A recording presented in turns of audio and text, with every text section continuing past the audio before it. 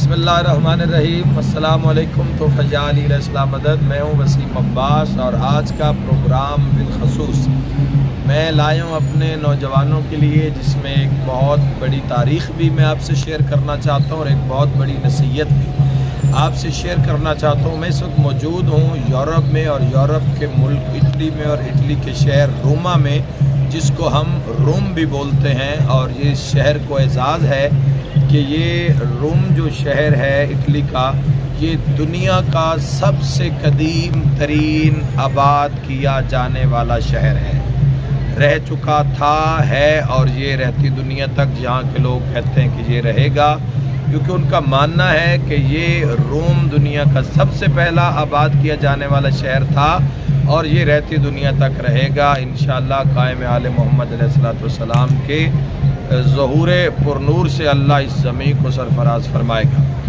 आज इस मकाम पे मैं मौजूद हूँ। बिलखसूस मेरे नौजवान आप तवज्जो फरमाएँ, क्योंकि यहाँ धूप बहुत तेज़ थी तो इसलिए मैंने ग्लासेस भी पहन लिए। इस वक्त जिस मकाम पे मौजूद हूँ, आप मेरे पसे पुश जिस मकाम को देख रहे हैं, ये वो जगह है कि जिस जगह को इंग्लिश में बोलते हैं कोलोसियम, क्योंकि मैं अभी इधर पहुंचा हूं तो अभी मैंने सारी इसकी हिस्ट्री ली है। कोलोसियम बोलते हैं और इसको इटालियन में कोलोसायो बोलते हैं या सेओ बोलते, कोलोसेओ बोलते हैं तो, लेकिन कोलोसियम इसको इंग्लिश में बोलते हैं। तो इस वक्त हम कोलोसियम पे मौजूद हैं, जहाँ पे तकरीबन एक साल में 80,000 से 1 करोड़ के लगभग लोग इस जगह को विज़िट करते हैं। और मैं आपको बताता जाऊं कि ये जो जगह आपको सामने नज़र आ रही है, इस जगह को 7 वंडर में भी, दुनिया के 7 अजूबों में भी रहने का शर्फ हासिल रह चुका है। लेकिन जैसे जैसे फिर दुनिया तरक्की करती गई तो इस वक्त ये 7 वंडर में शामिल नहीं है, लेकिन ये बिल्डिंग रह चुकी है। और सबसे इंटरेस्टिंग बात वो ये है कि ये जो जगह आप देख रहे हैं, ये आपके जहन में अगर चल रहा है कि ये 500 साल पुरानी है तो भी ठीक नहीं, अगर आप 1000 साल पुरानी है तो भी ठीक नहीं, 15 सेंचुरीज ये ओल्डेस्ट प्लेस है तो ये भी नहीं। ये जिस मकाम पे मैं इस वक्त मौजूद हूँ, ये 1900 साल पुराना मकाम है। ये जो मकाम है कोलोसियम जो आपको नज़र आ रहा है, ये 1900 साल पुराना मकाम है। और ठीक हज़रत ईसा अलैहिस्सलाम यानी सन ईसवी के ठीक 69 यानी 69 ईस्वी में इसकी बुनियाद रखी गई और 79 ईस्वी में यानी 10 साल में इसको मुकम्मल किया गया। और यहाँ पे जो बादशाह थे उस वक्त के, रोमन एम्पायर के जो बादशाह थे, वेस्पेसियन उनका नाम था।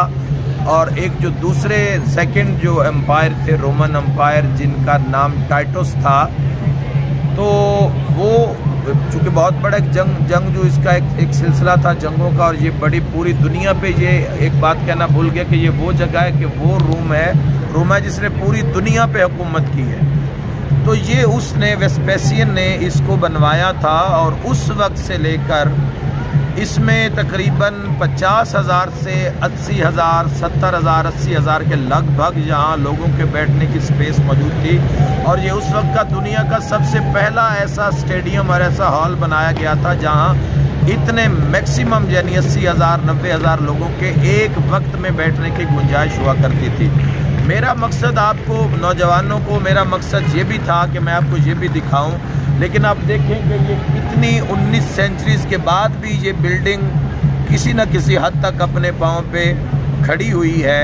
कुछ ज़लज़लों की वजह से इसमें क्रैक्स आ गए थे, लेकिन फिर भी इन लोगों ने असासों को संभाल के रखा हुआ है। यानी यादगार को इन्होंने यादगार के तौर पर रखा हुआ है। इन्होंने गिरा नहीं दिया कि ये हमारे, चूँकि ने याद है कि जिसने इस ज़मीन को आबाद किया था और जिसने यहाँ शाहकार बादशाह ने खड़ा किया था, तो इस मकाम पर ये यादगार हमेशा रहनी चाहिए। 19 सदियों से ये बाकी है। तो मैं यहाँ पे आपसे ये सवाल नौजवानों से करना चाहता हूँ कि इसमें लातादाद लोग इसमें बैठे, इसने बहुत बड़ी हुकूमतें देखी, पूरी दुनिया पे हुक्मरानी का नज़ारा देखा, इसने वर्ल्ड वार देखे, जंगे अजीम जो हुई, वर्ल्ड वार जितनी होती गई वो देखी, 2 जंगे अजीम जो थी वो इसने देखी, और उसके अलावा लातादाद मौसम इसने देखे, बड़े ख़िज़ा और बहार देखे, बड़े बड़े लोग आए और यहाँ से चले गए। तो मैं इसको देख के कह रहा था कि अगर इसको देखने वाले और बनाने वाले जो कि 19 सदियों पे मुहित हैं, जब वो नहीं रहे तो हम भी नहीं रहने वाले। तो इस दुनिया को ये इमारत बता रही है कि मुझे बनाने वाले आज यहाँ नहीं हैं, मुझ में बैठने वाले यहाँ नहीं हैं, मुझे देखने वाले जो हैं वो 19 सदियों के लोग आज इस दुनिया में नहीं हैं। तो हमें भी चाहिए कि जिस खुदाए लम यज़ल ने ये पूरी कायनात का डिज़ाइन जो बनाया, पूरी कायनात को आबाद किया, हम सबको भी उस अल्लाह की तस्बीह और इबादत करनी चाहिए।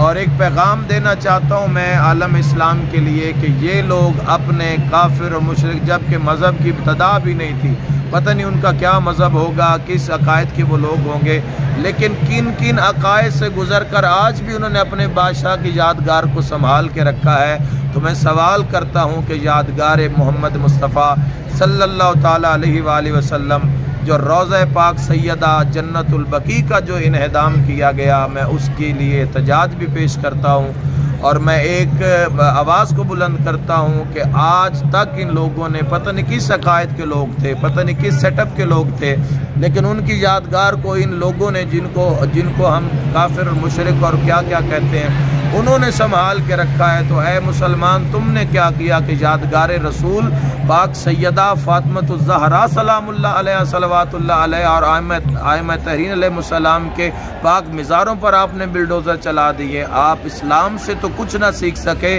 कम अज़ कम गैर मुस्लिम से ही कुछ सीख लेते कि आपको अंदाज़ा होता कि ये चीज़ें आइंदा आने वाली नस्लों को कितनी ताकत देती हैं।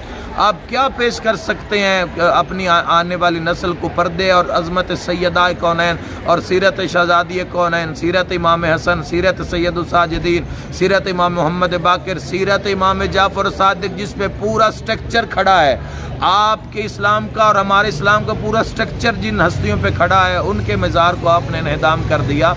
तो आप चाहते ही नहीं, अगर आप उन मज़ारात का इन्हदाम ना करते तो आज आपके मुल्कों में जुए खाने और शराब खाने ना खोले जाते, वो मुक़द्दस सरज़मी का तक़द्दुस बहाल रहता। मैं दुआ करता हूँ कि इन तमाम ज़मीनों को पाक और तमाम बातिल को मिटाने के लिए और तमाम तागूत को नाबूद करने के लिए अल्लाह बक़ियतुल्लाह आज़म अलैहिस्सलाम का जल ज़हूर वरूद फरमाए। और जो हमारे दिलों में यादगार मोहम्मद व अहले बैत मोहम्मद, जो हमारे दिलों में जन्नतुल बकी आबाद है, अल्लाह आपके और हमारे दिलों में उसे हमेशा आबाद रखे।